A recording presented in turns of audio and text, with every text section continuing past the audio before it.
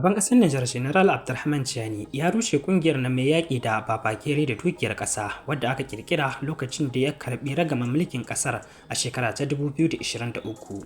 Bayan ɗaukar tsawon lokaci, ƙungiyar mai yaƙi da satar kuɗaɗe a cikin ƙasa tana gudanar da aikinta a cikin ƙasar. Shugaban ƙasar Nijar ya rushe wannan ƙungiya baki ɗaya, inda aka waye gari ya sabke shugaban ƙungiyar. Haka zalika aka rushe wasu daga cikin ma'aikatan da suke aiki a ƙarƙashin shi shugaban wannan ƙungiyar ta Coldef. Colonel Abdulwahid shine mai jagorantar wannan ƙungiyar ta yaƙi da cin hanci da satar ƙasa, wanda aka kafa lokacin da shugaban ƙasa ya karɓi ragamar mulkin ƙasar. Tuni dai a ranar jiya shugaban ƙasar ya fitar da wata sanarwa wanda sanarwa take nuni da cewa wannan sanarwa ce wadda aka fitar da ita ta rushe wannan ƙungiya ta Coldef. Haka zalika an sakiyar su wannan ma'aikatan wato zuwa waje daga cikin ofisoshin su.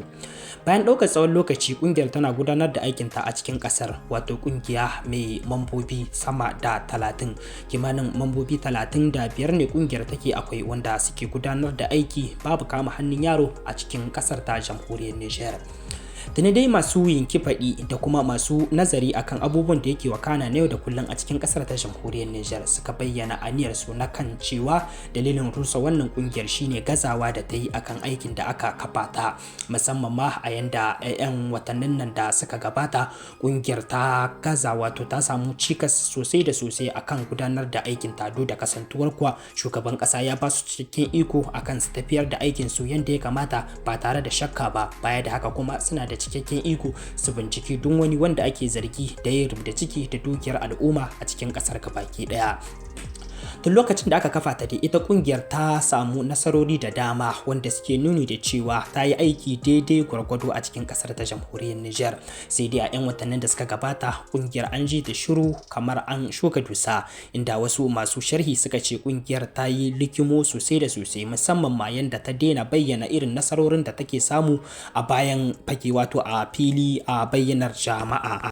Duk da kasantuwar 'yan kwanakin da suka gabata ta samu wata gagarumar nasara a cikin jihar da magaram wato Zandayar, inda ta samu wata gagarumar nasarar gano wasu kuɗaɗe wanda aka yi gefe da su.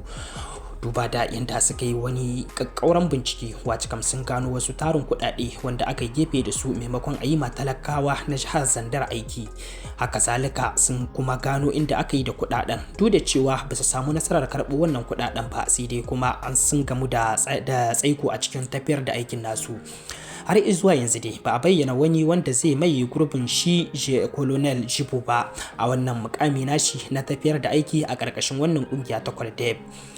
Kowa dai ya sani wannan kungiya ce mai matakar muhimmanci wanda tuntuni 'yan ƙasa suka nuna farin cikin su da kafa wannan kungiyar. Haka zalika kuma kungiyar ta samu nasarar amso wasu kuɗaɗe, sai dai kuma wasu daga cikin 'yan Nijar sun ce abin da suka yi samsam bai wadatar ba, domin ya kamata a ce sun samu riɓi da riɓin abin da suka samu, duba da yadda aka ɗauki tsawon lokaci ana abin da na ga dama, wato ana raban gado da dukiyar 'yan ƙasa. Haka zalika kowa yana kwasar abin da ya ga dama, an mayar da dukiyar 'yan ƙasa kamar dukiyar gado. Wannan shine dalilin da ya sanya 'yan ƙasa suke ganin haka.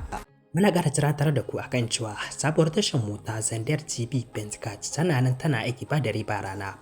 Ga masu tambayar dalilin da ya sanya a halin yanzu ba mu ɗora bidiyoyi da labarai a cikin tashar wannan kamar yadda aka saba, to dalili shine tashar ta ɗan samu wata matsala ne, kuma za mu ci gaba da ɗora bidiyo a sabuwar tashar mu har zuwa lokacin da za mu samu dama mu gyara wannan matsala ta wannan tasha. Saboda haka za mu ajiye muku link na wannan tasha ta Zandar TV Pentcast a cikin comment section, wato anan za ku samu link ɗinta. Saboda haka sai mu je mu sha mai a can domin ci gaba da abin da aka saba. Iya wuya Niger ba gudu ba ja da baya. Haka zalika za ku ji yadda shugabannin kasashen ECOWAS suka fitar da sanarwa akan cewa al'ummar kasashen IAS za su ci gaba da zirga-zirga da al'amari na yau da kullum a cikin kasashen ECOWAS. Da fitar da kasashen da suka yi daga cikin kungiyar ta ECOWAS, to babu abin da zai canza har zuwa wani lokaci tsakanin su da kungiyar ta, tsakanin su da al'ummar na kasashen IAS, wato za a ci gaba da tafiyar da aiki kamar yadda aka saba lokacin da kasashen suke cikin tsohuwar kungiyar. Baya da haka a cikin sanarwar tasu wadda suka bayyana a ranar yau Laraba, ta yi nuni da cewa shugabanni wacikam masu aiki a cikin kasashe, irin masu aiki a cikin wasu ma'aikatan gwamnati na wata ƙasa wanda suke zama aiki a wasu kasashen wanda ba su cikin mambobin kungiyar na ECOWAS, za su ci gaba da tafiyar da aikin su yau da kullum kamar yadda aka saba ba tare da fuskantar wata matsala ko kuma turjiya ba. Haka zalika za su ci gaba da mutunta dokoki da kuma ka'idoji na ma'aikatan da suke aiki a cikin kasashen na mambobin ECOWAS. Kamar da yadda kuka sani, akwai al'umma masu tarin yawa wanda suke aiki a cikin kasashe na ECOWAS wanda sun fita ne daga cikin kasashen IES. Baya da haka kuma sun ce za su ci gaba da tafiyar da al'amarinsu kamar yadda aka saba ba tare da muzantawa ba ko kuma cin mutuncin kowa ba. Haka zalika ma sun tabbatar da cewa za su ci gaba da ba da kariya da kuma kulawa da duk wani wanda ya fito daga cikin wannan kasashen na IES.